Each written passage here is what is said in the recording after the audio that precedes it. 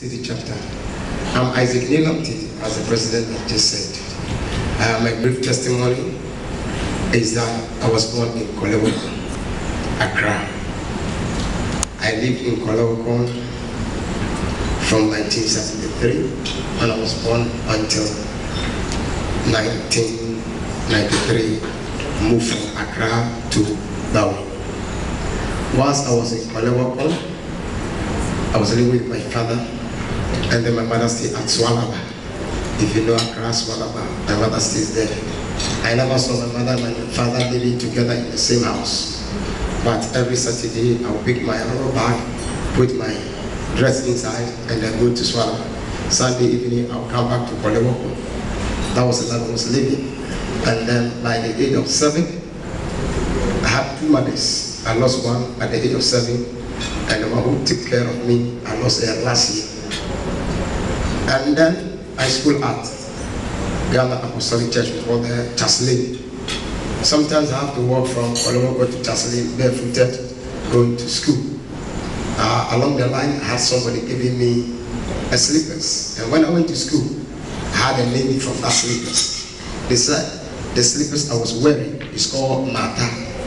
So I don't know what is called Mata. It's like the slippers I was wearing, a lady's slippers. A lady can wear it, and a young guy can wear it. So I came back home with the idea that, what is Mata? But along the line, God asked to come in. And then one day, I had a friend who is now an accountant at Shiraj. We went to Mokola to work, because at the age of 10 to 15 or 16 years, I was working. I would go to school at Hausa government because I have to leave the preparatory school. My father had no money to take care or to continue there with me, so I have to stop the preparatory school and then go to Saito, as we used to call it, as the government school. So I went to Arena Hausa government, and then I schooled there. This is my friend. We went to Mokola to work one day, and then we returned. When we came back home, the work we do at Mokola was to go and pick curtains. When you see the milk, the ideal milk, the adeka that they have, the box, we'll go and pick it and then fold it and go and sell it to Zamama people. So when we close school, we go to Mokola, number 1, number 2, and then the new market and the rolling spark. We'll go and pick them and go and sell them so that we can take care of ourselves from class 6 to from 4. That was the business I was doing.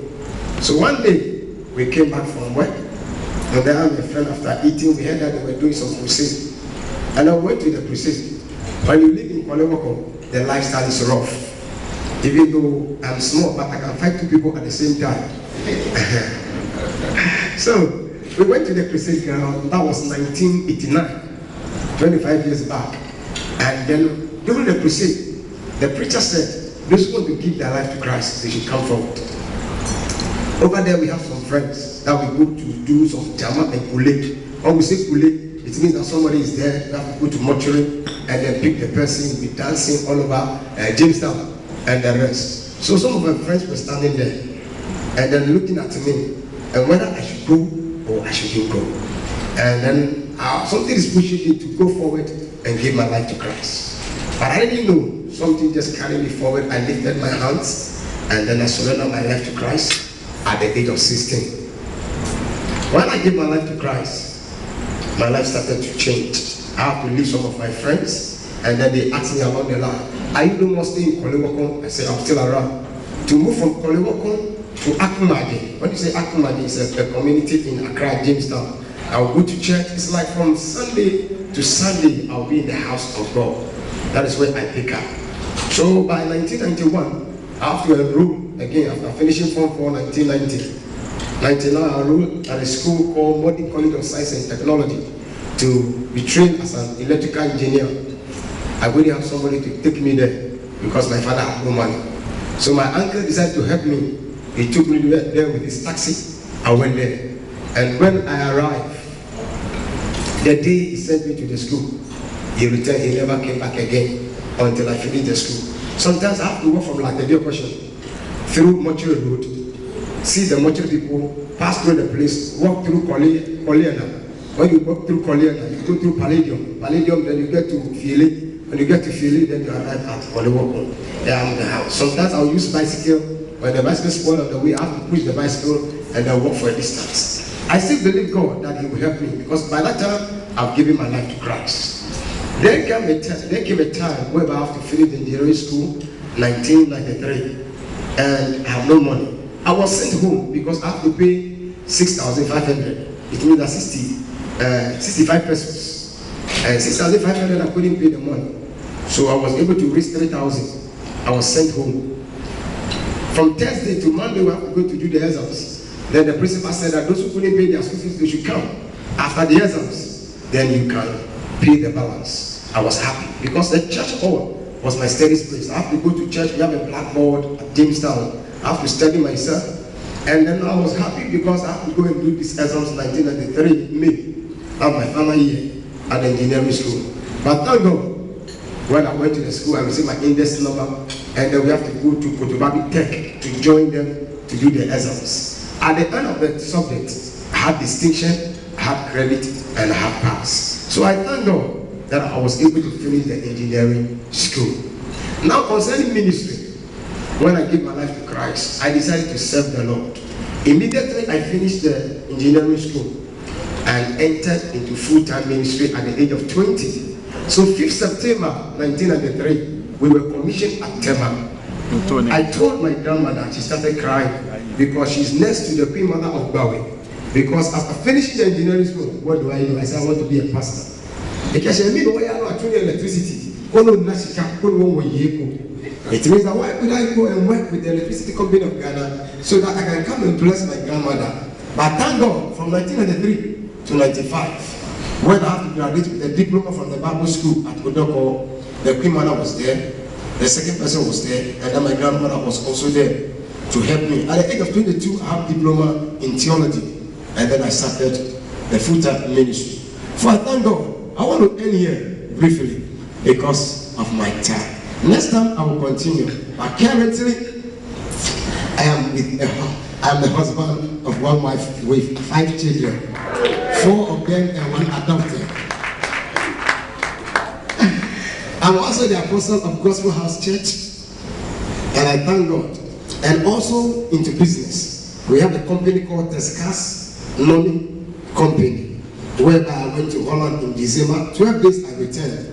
And then I went to Germany again in February, and then I returned. And some of my business partners are here. One of them taking the video, the other one also is sitting down there. And then I'm the president of Pastors Network. And my prayer director is here. Reverend Boot is also here with me this morning. So I thank God for my life by His grace. After wearing my tie today, all the shoes that I wear, I can choose the one I can buy, whether in Ghana or outside Ghana. I went to South Africa to school 2004.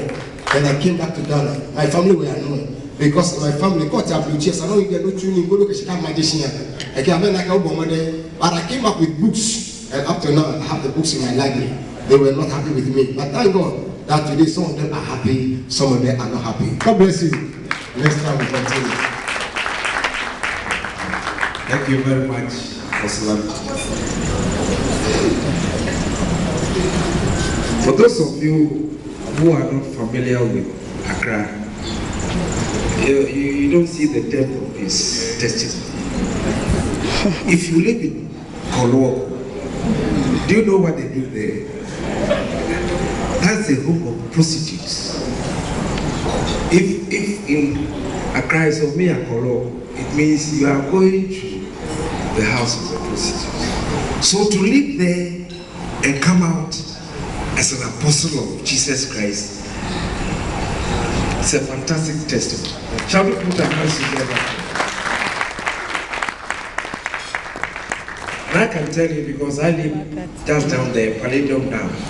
And when we were growing up, we knew the Nigerian, there were some Eastern Nigerian women who pitched their tent in Kolo. So they would sit in front of their door for customers.